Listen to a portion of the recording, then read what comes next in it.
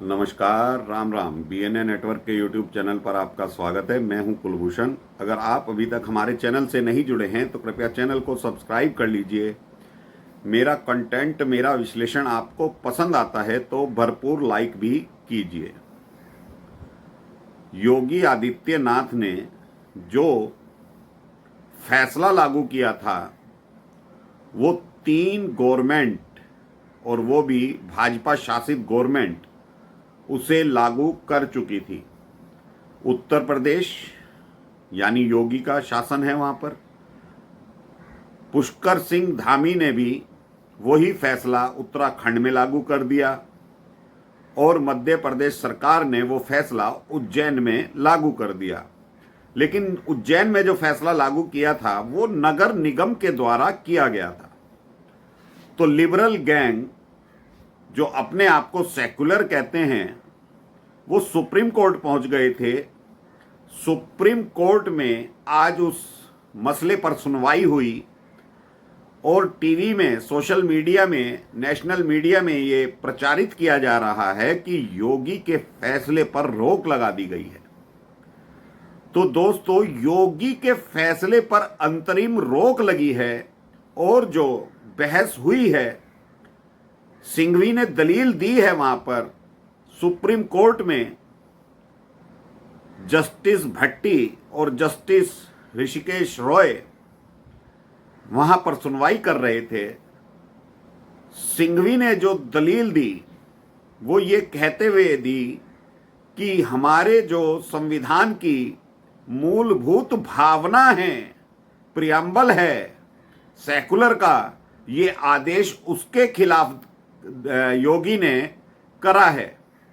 दुकानों पर नाम लिखवाए जा रहे हैं, कौन व्यक्ति किस मजहब का है ये नाम लिखवाए जा रहे हैं, और उन्होंने मुस्लिमों के साथ दलित भी बोला, यानी दलितों को भी नाम लिखना पड़ेगा और मुस्लिमों को भी लिखना पड़ेगा। योगी ने ऐसा कोई आदेश दिया ही नहीं था। तो जस्टिस रॉय ने पूछा और जस्टिस भट्टी ने भी पूछा, क्या उत्तर प्रदेश सरकार ने जो ये आदेश पारित किया है उसकी आपके पास कॉपी है? तो सिंघवी ने कहा नहीं, ये तो प्रेस और मीडिया में छपा हुआ है, सोशल मीडिया पर चल रहा है, नेशनल मीडिया में चल रहा है, और इससे एक वर्ग बहुत उसको आर्थिक तंगी का सामना करना पड़ रहा है। सांप्रदायिक सद्भाव की जगह सांप्रदायिक तनाव उत्पन्न हो गया है।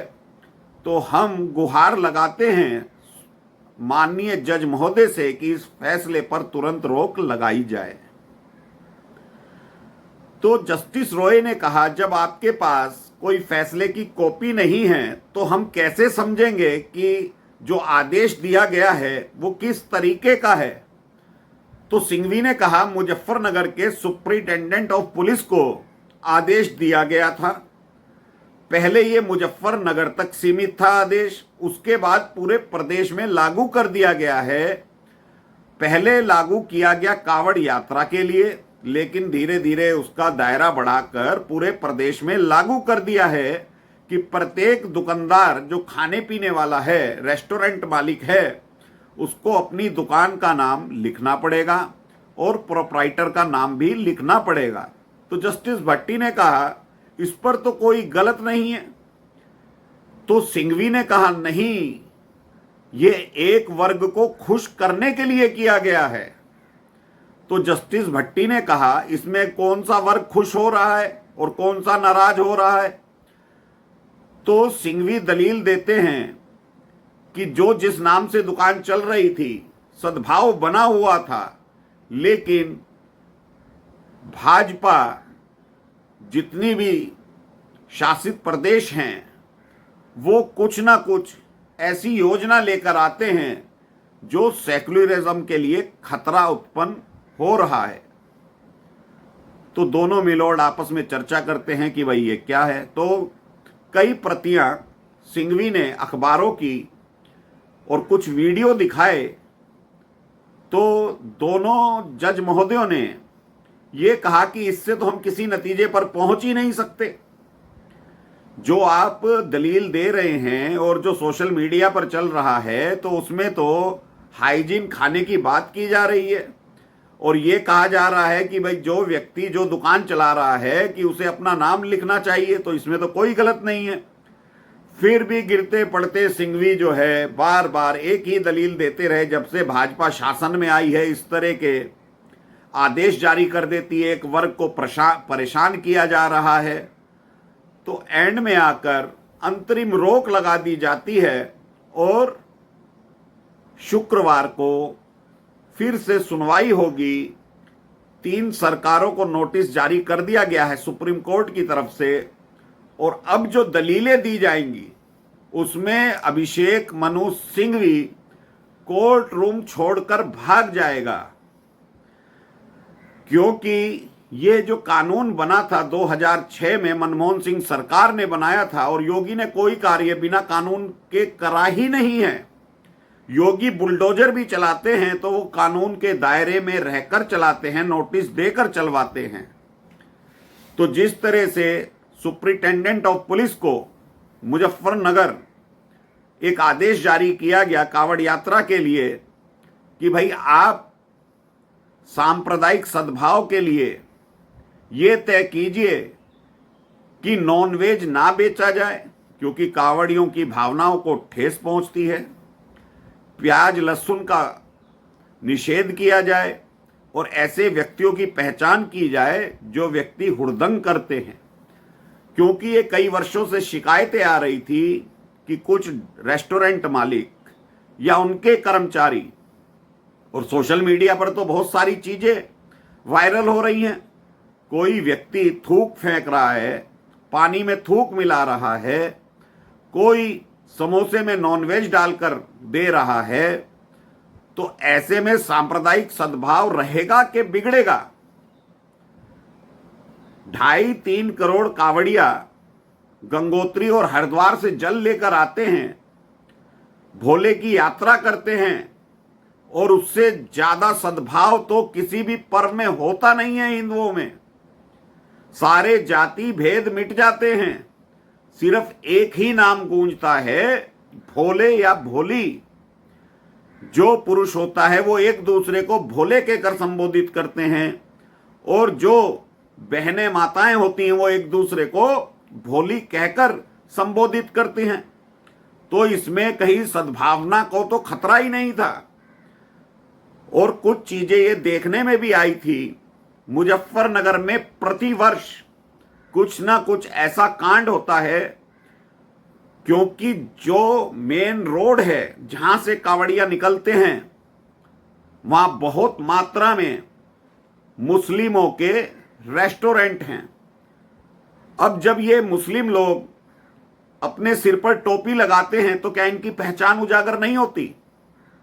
लेकिन नाम लिखने में क्या आपत्ति है? आपका भोजनालय वैष्णो भोजनालय है या नहीं तो क्या आपत्ति है? आप लंबा कुर्ता छोटा पजामा पहनकर घूमते हो, उसमें आपका मालूम नहीं पड़ता आप किस धर्म के हो। आप दैनिक भाषा में अस्सलाम वालेकुम मालेकुम सलाम करते हो तो आपका मालूम नहीं पड़ता कि आप किस धर्म से संबंध रखते हो। लेकिन आपका आर्थिक बहिष्कार कांवड़िए कर दें तो उससे आपको बड़ी चिंता हो जाती है। और ये आर्थिक बहिष्कार तो बहुत वर्ष पहले हो जाना चाहिए था, सन 47 में ही हो जाना चाहिए था, जब देश के 2 टुकड़े किए गए। आप हिंदुस्तान में रहकर हिंदुस्तानी सोच नहीं रख पाए। मदनी कहते हैं कि मुसलमानों ने अपना बदला ले लिया भाजपा को हराकर, तो ये संकीर्ण विचारधारा हिंदुओं ने नहीं कही है, सनातनियों ने नहीं करी है, या योगी बाबा ने कोई ऐसा आदेश नहीं दे दिया है। और योगी बाबा ने जो एक वर्ग विशेष पर कार्रवाई की है उसमें एक वर्ग विशेष भी नहीं है। विकास दुबे हिंदू धर्म से आता था। तो जो तुम्हारे अनैतिक कार्य करने वाले आका थे जो अब दफना दिए गए हैं, और योगी ने विधानसभा में कहा था मिट्टी में मिला दूंगा। कोई योगी छुपकर कार्य नहीं करते हैं। तो योगी ने जो शासनादेश मौखिक या लिखित जारी किया है, वो तो सन 2006 में मनमोहन सिंह की सरकार पास कर चुकी है। उत्तर प्रदेश में मुलायम सिंह यादव उस वक्त मुख्यमंत्री थे, उन्होंने तो कोई आपत्ति नहीं करी थी। आप कोई भी दुकान खोलते हैं, एस्टेब्लिशमेंट का सर्टिफिकेट बनता है, आप जीएसटी का नंबर लेते हैं, आपको अपना सारा बायोडाटा देना पड़ता है, और वो बकायदा आपको अपने दुकान पर रखना पड़ता है, एक बोर्ड नुमा स्ट्रक्चर में लगाना पड़ता है। तो उसमें तो आपका नाम भी छुपा होता है, एड्रेस भी होता है। तो आप अपनी पहचान को कहां तक छुपाने की कोशिश कर रहे हो? आपकी बच्चियां स्कूल और कॉलेज जाती हैं तो हिजाब पहनकर जाती हैं, वहां पहचान आपकी बादस्तूर जारी रहती है। लेकिन आपको अगर आर्थिक तंगी का खतरा दिखाई देता है तो वहां आप सेकुलर वर्ड का इस्तेमाल करते हो। तो योगी बाबा ने तो जो करना था वो कर दिया। 2 दिन में ही सारे दुकानदारों ने अपनी पहचान बतानी शुरू कर दी, अपने कारीगरों के नाम लिखने शुरू कर दिए। और कावड़िया तो बहुत समझदार होता है, क्योंकि कावड़िया सनातनी हैं। बहुत सारे सोशल मीडिया पर टीवी चैनल वाले कावड़ियों से बातचीत कर रहे हैं, तो कावड़िया योगी की बम बम कर रहे हैं कि योगी का फैसला बहुत अच्छा है। क्योंकि जितनी मर्यादाएं रखी जाती हैं इस कावड़ यात्रा में, उतनी तो किसी भी हिंदुओं के त्योहार में रखी नहीं जाती। दिन में 2-3 बार स्नान करना पड़ता है। मांस मदिरा तो बहुत दूर की बात है। प्याज लहसुन भी इसमें निषेध होता है। गुल्लर का पेड़ वर्जित होता है। तो इसमें तो कावड़ियों की भावनाएं आहत ना हो और कोई हुड़दंगी हुड़दंग ना कर दे, माहौल खराब ना हो, तो ये तो दोनों वर्गों के लिए अच्छा है।